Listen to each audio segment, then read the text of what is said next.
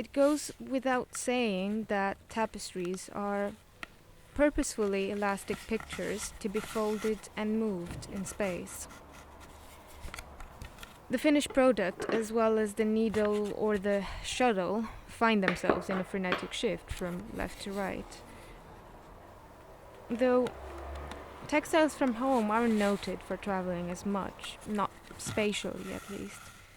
As with so many traditional rural communities, their making has been defined by an enclosed system where fibers and dyes would be sourced and produced in the household of the craft worker.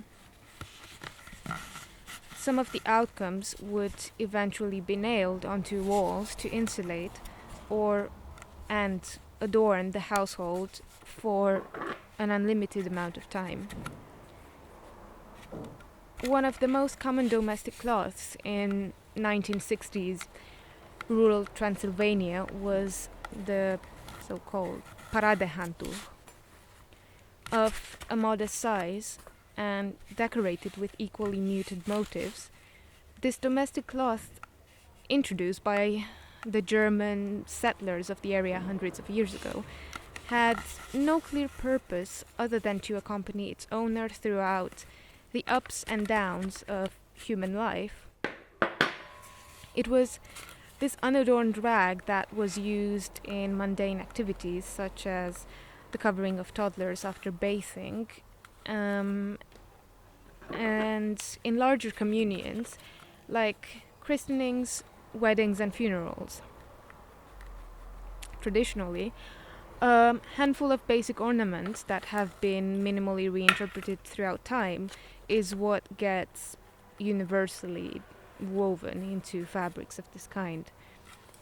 Most of the time, this is a result of the weaver's commitment to replicating what the previous family members had woven.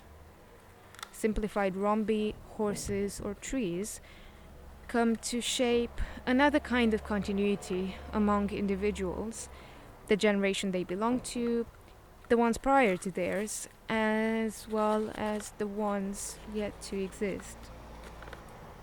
Despite the restrained mobility of homespun cloth, the Paradehandtuch opens up ways to think about a vertical kind of travel, one that is not primarily defined by the changing of locations, but by an act of moving that spreads throughout days and years.